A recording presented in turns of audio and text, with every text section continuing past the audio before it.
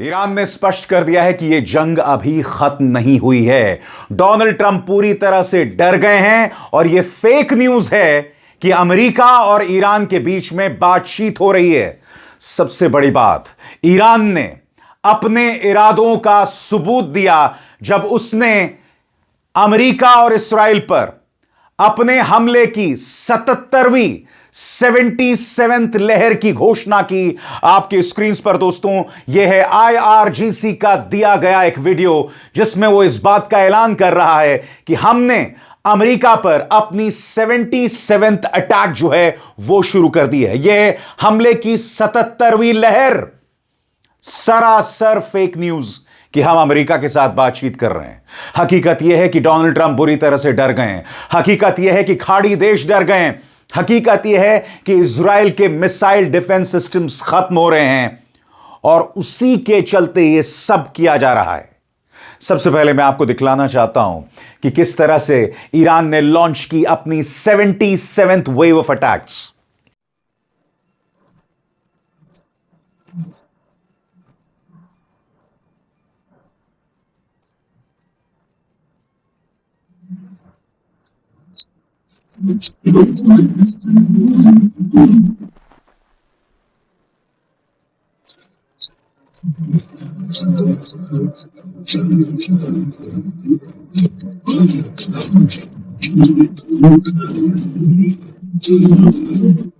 और उसके बाद ईरानी सेना के प्रवक्ता सामने आते हैं और उन्होंने कहा कि यह कोई हॉलीवुड फिल्म नहीं है।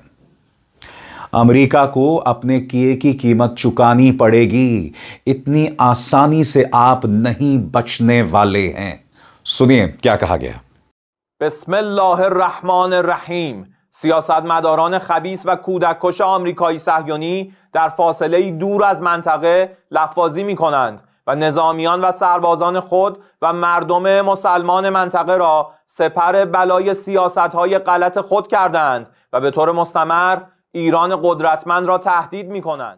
और अगर आप समझना चाहते हैं दोस्तों, अभी कुछ देर पहले की खबर है जब मैं शो रिकॉर्ड कर रहा हूं, अल जजीरा की यह खबर, loud blast heard in Jerusalem after Iran missile attack.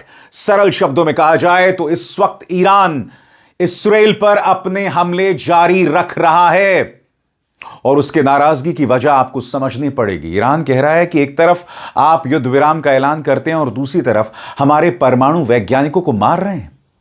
मगर आपको सरल लफ्जों में समझाने की जरूरत है कि पिछले 12 घंटे में दरअसल हुआ क्या। गौर फरमाएं दोस्तों, ईरान ने ऐसी किसी बातचीत से मना किया है। बीबीसी के अमेरिकी साझेदार CBS न्यूज के मुताबिक ईरान के विदेश मंत्रालय ने एक बयान में कहा, हम अमेरिका के राष्ट्रपति डोनाल्ड ट्रंप द्वारा कही गई उस बात को नकारते हैं जिसमें उन्होंने कहा था कि अमेरिका और ईरान के बीच बातचीत चल रही है। बयान में आगे कहा, हम यानी ईरान अपनी उसी बात पर कायम है कि किसी भी तरह की बातचीत तभी होगी जब युद्ध से जुड़े ईरान के लक्ष्य पूरे हो जाएंगे। इससे पहले बीबीसी फारसी की वरिष्ठ संवाददाता घोंगचे हबीबीजाद के मुताबिक ईरान की फार्स न्यूज एजेंसी ने एक अज्ञात ईरानी स्रोत के हवाले से कहा कि ट्रंप के साथ कोई सीधा या अप्रत्यक्ष संपर्क नहीं है। यह agency Islamic revolutionary guard core यानी IRGC से जुड़ी हुई है। हबीबीजाद के अनुसार स्रोत का कहना है कि जब ट्रंप ने सुना कि हमारे निशाने पर पश्चिम एशिया के सभी पावर स्टेशन होंगे तो वो पीछे हट गए। इनफैक्ट दोस्तों, मैं आपको बतलाना चाहता हूं, ईरानी संसद के स्पीकर हैं गालिबाफ, उनका यह बयान अंग्रेजी में है। No negotiations have been held with the US and fake news is used to manipulate the financial and oil markets and escape the quagmire in which the US and Israel are trapped. सरल शब्दों में यहां Ghalibaf कह रहे हैं कि किसी तरह की कोई बातचीत नहीं हुई, यह फेक न्यूज है। यह सिर्फ जो वित्तीय बाजार हैं, तेल के बाजार हैं, उससे मैनिपुलेट, उसमें भ्रम पैदा करने की कोशिश है और कहीं ना कहीं अमेरिका और इस्राएल बुरी तरह से फंस गए हैं। इनफैक्ट आपको समझना पड़ेगा दोस्तों, ईरान ने अल्टीमेटम क्या दिया है और उससे ज्यादा बेइज्जती की बात अमेरिका के लिए नहीं हो सकती। गौर कीजिए उसके अल्टीमेटम पर। ईरान ने अभी वॉशिंगटन के सामने एक बेहद अपमानजनक अल्टीमेटम रखा है। उन्होंने मांग की है कि पूरे इलाके से सभी अमेरिकी बेस बंद किए जाएं, हॉर्मूज स्ट्रेट से गुजरने वाले वेस्टर्न जहाजों से $2 मिलियन की फीस ली जाए और $100 बिलियन का हर्जाना दिया जाए। यानी वो अमेरिका के साथ ऐसे बर्ताव कर रहे हैं जैसे कोई हारा हुआ साम्राज्य हो।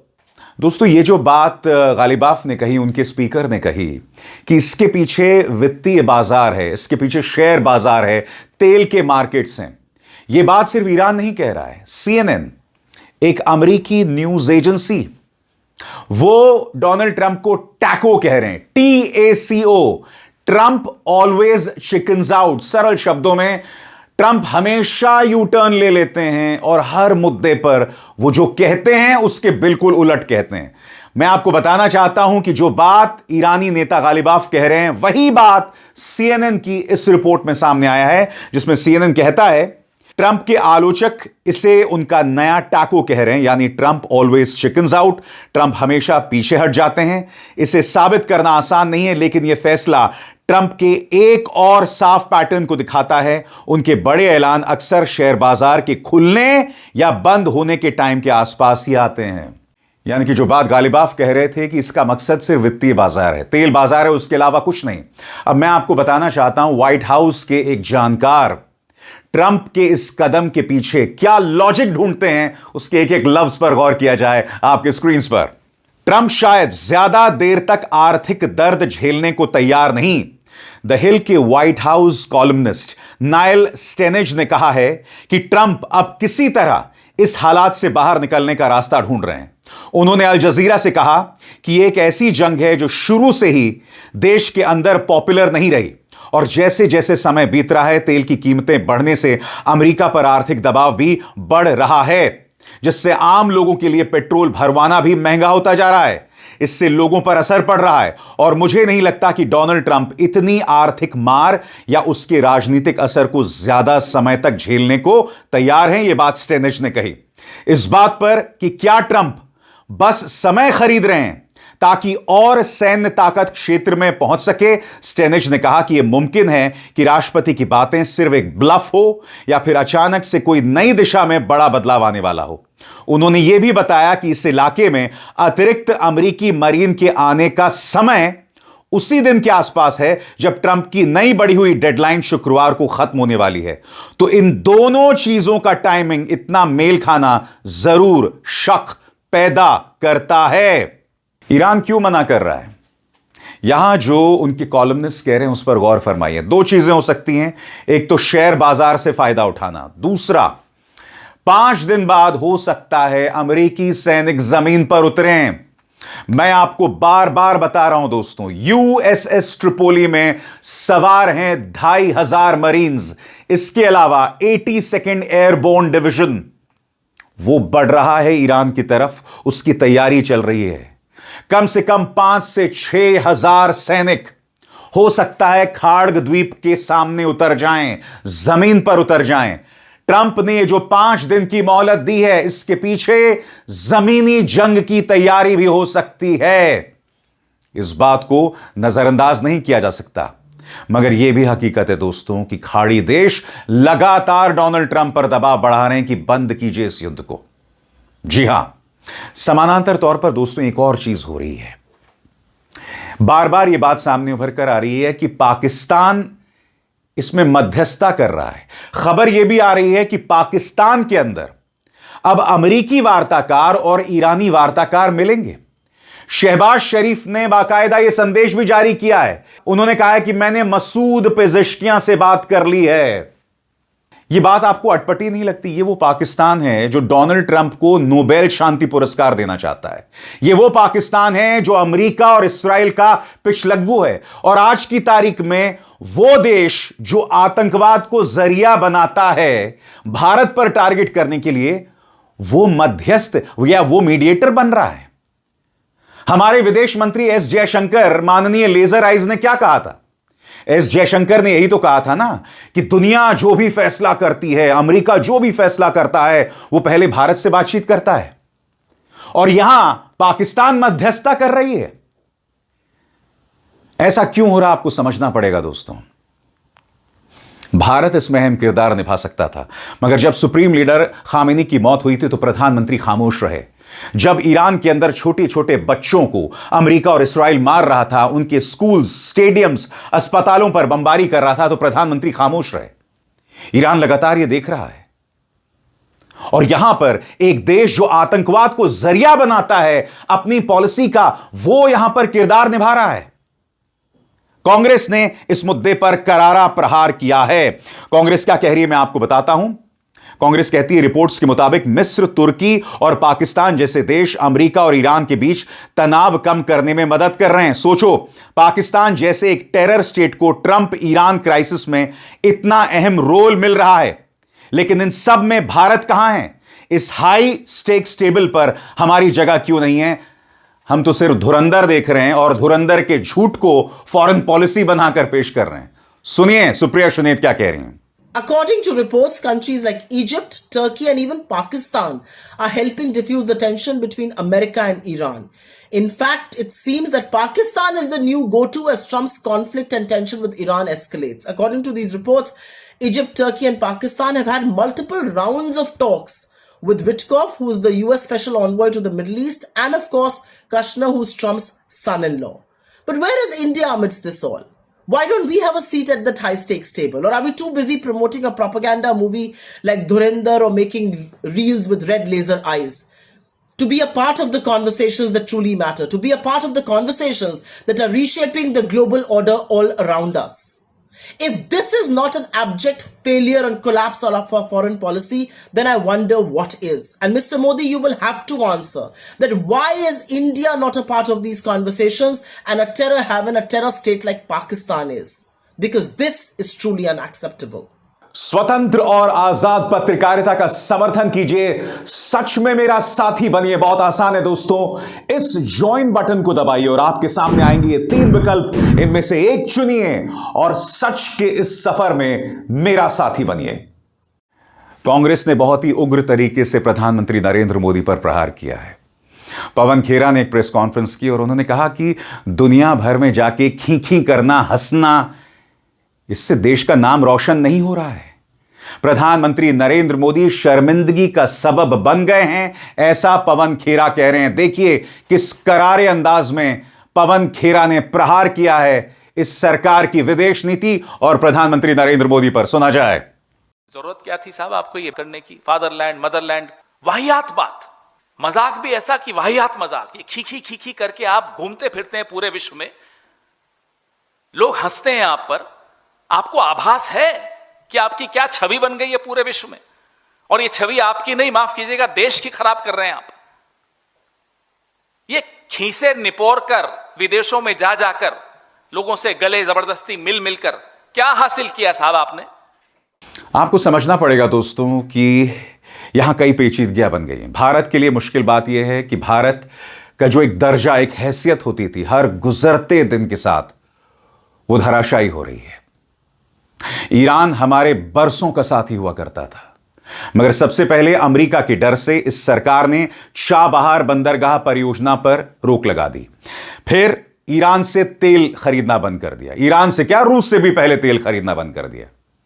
अब जब जंग शुरू हो गई है तो अमेरिका ने भारत से कहा चलिए आप तेल खरीद लीजिए, तो तेल खरीदना रूस से शुरू कर दिया फिर से। ईरान के ऊपर जो प्रतिबंध लगाए गए थे तेल बेचने को लेकर, वो अमेरिका ने हटा दिया। यानी कि अमेरिका हर मुद्दे पर यू टर्न ले रहा है और यहां पर भारत के मुंह से एक शब्द नहीं निकलता अमेरिका की आलोचना में, उसकी नीति की आलोचना में। इसलिए पाकिस्तान जैसा टेरर स्टेट उछल रहा है, वो उछल रहा है इस पूरे मुद्दे पर, मगर भारत की साख को नुकसान पहुंचा है इस सरकार की नीतियों की वजह से। और दूसरी तरफ ईरान सवाल उठा रहा है कि हम क्यों भरोसा करें। हम जानते हैं कि 5 दिन जब खत्म होंगे तो अमेरिका एक नए शिगुफे के साथ आ जाएगा, हो सकता है जमीनी युद्ध शुरू हो जाए। सबसे बड़ी बात, वो ध्यान खींच रहा है इस खबर की तरफ। दोस्तों, ये जो शख्स आपके स्क्रीन पर हैं, इनका नाम है डॉक्टर शम कादरी। वो एक एसोसिएट प्रोफेसर हैं university of science and technology में। यहां पर ईरानियन एम्बेसी का, ऑस्ट्रिया में जो ईरानियन दूतावास है, उसका दावा है कि डॉक्टर शम कादरी को इस्राएल ने उनके बच्चों के साथ मौत की घाट उतार दिया। यानी कि अब आप वैज्ञानिकों को नहीं बख्श रहे हैं, वो भूल जाइए, उनके बच्चों और उनके पूरे परिवार को मौत के घाट उतार दिया। इसलिए तो ईरान कह रहा है ये फेक न्यूज है, ये बकवास है, इन पर हम क्या भरोसा करें। इसलिए उसने अपने 77th wave of attacks launch कर दिए हैं, क्योंकि ईरान को कतई विश्वास नहीं है अमेरिका और उसकी सोच पर। हमें देखना पड़ेगा दोस्तों 5 दिन बाद क्या होता है, अमेरिका की नरमी बनी रहती है या फिर खाड़ग द्वीप पर, ईरान के खाड़ द्वीप पर जमीनी जंग की जो है नींव तैयार होती है, उसका मोर्चा खुल जाता है। उसके लिए हमें इंतजार करना पड़ेगा। डोनाल्ड ट्रंप अनाप शनाप बातें कर रहे हैं दोस्तों, ये देखिए, सुनिए, वो कहते हैं हॉर्मूज पर मेरा और अयातुल्ला का कब्जा होगा। यानी कि ये व्यक्ति हॉर्मूज पर भी घुटने टेक रहा है। सुनिए, मेरा और अयातुल्ला का कब्जा होगा, कुछ भी कहना, सुना जाए। And who's in control of it? Will Iran still be able to control the flow of oil? Be jointly controlled. By who? Maybe me. Maybe me. You want the United States to be in Me control and of the flow of Ayatollah, whoever the Ayatollah is, whoever the next Ayatollah. और जहां तक इस्राएल की बात है, इस्राएल के प्रधानमंत्री Benjamin Netanyahu सामने आए हैं। बकौल नेतन्याहू, आज पहले मैंने हमारे दोस्त राष्ट्रपति ट्रंप से बात की। ट्रंप का मानना है कि आईडीएफ और अमेरिकी सेना की बड़ी उपलब्धियों का फायदा उठाकर इस समझौते के जरिए युद्ध के लक्ष्य हासिल किए जा सकते हैं, ऐसा समझौता जो हमारे अहम हितों की रक्षा करे। मगर साथ में वो ये भी कह रहे हैं कि हम ईरान और लेबनान पर हमला कर रहे हैं। तो आप मुझे बताइए, यह समझौता किसके बीच में हुआ है? ईरान मना कर रहा है, इस्राएल अब भी हमले कर रहा है। सुनिए नेतन्याहू क्या कह रहे हैं। מוקדם יותר היום שוחחתי עם ידידנו הנשיא טראמפ.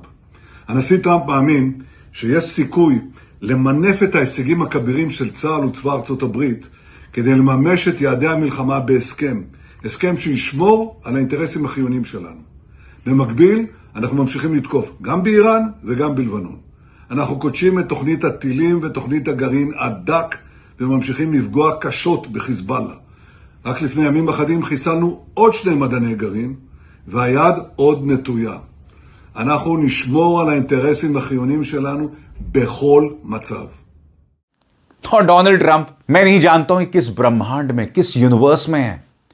अब सुनिए, यहां पर इन्होंने पत्रकारों से बातचीत में कहा, we have had very strong talks with Iran, if they carry through with them it will end the conflict. हमने ईरान के साथ बहुत अहम बातचीत की है, वो लोग समझौता करना चाहते हैं, हम समझौता करना चाहते हैं, मगर आप सुन चुके हैं, ईरान ने कहा है बातचीत का कोई सवाल ही नहीं पैदा होता। मगर सुनिए ट्रंप क्या कह रहे हैं। Place yesterday, they went into yesterday evening. They want very much to make a deal. We'd like to make a deal too. We're going to get together today by probably phone because it's very hard to find a country. It's very hard for them to get out, I guess. दोस्तों, पिछले 12 घंटे के जो घटनाक्रम है उसने कई लोगों पर सवाल खड़े किए हैं। डोनाल्ड ट्रंप पर, प्रधानमंत्री नरेंद्र मोदी पर और इस्राएली प्रधानमंत्री नेतन्याहू पर। मैं अगर अपने देश की निगाह से बात करूं तो लगातार प्रधानमंत्री नरेंद्र मोदी, एस जयशंकर की विदेश नीतियों के चलते लगातार भारत की जो एक साख थी दुनिया के इस हिस्से में वो तार-तार हो रही है। और उसके कई कारण हैं। पहली बार जो इस्राएल कहता है ऐसा लगता है हम वही करते हैं, और हमें यह ना भूलें कि इस्राएल के साथ दुनिया का कोई देश नहीं है। अमेरिका के अंदर खुद ट्रंप की जो अपनी पार्टी है रिपब्लिकन्स, वो भी सही मायने में इस्राएल का समर्थन नहीं करते हैं। अमेरिका के अंदर एक यहूदी विरोधी सोच पनप रही है जो हर गुजरते लम्हे के साथ बढ़ रही है, क्योंकि अमेरिका के लोग भी देख रहे हैं कि आज अमेरिका, या ये कहा जाए ट्रंप, अपने अर्थव्यवस्था को बर्बाद कर रहे हैं नेतन्याहू के लिए।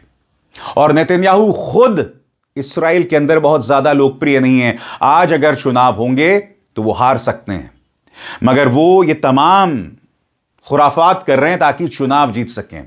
सारा खेल चुनाव का है।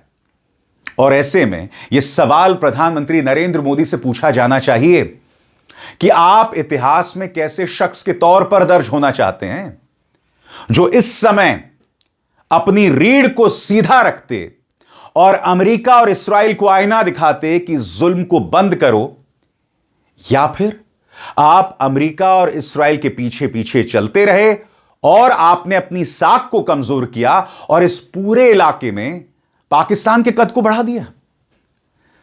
हमारे यहां इस कदर अंधभक्ति है कि साहब एक वाहियात और भाजपा की प्रोपेगेंडा फिल्म धुरंधर को देख के लोग खुश हैं कि साहब वाह, मोदी जी ने क्या सही नोटबंदी की थी पाकिस्तान को सबक सिखाने के लिए। यह बात अलग है कि इस फिल्म के रिलीज होने से पहले जो तर्क उस फिल्म, उस घटिया और वाहियात भाजपा की प्रोपेगेंडा फिल्म में दिए गए थे, वो तर्क आज तक नहीं दिए गए कि पाकिस्तान से हजारों करोड़ रुपया आ रहा था, इसलिए हमने नोटबंदी कर दी।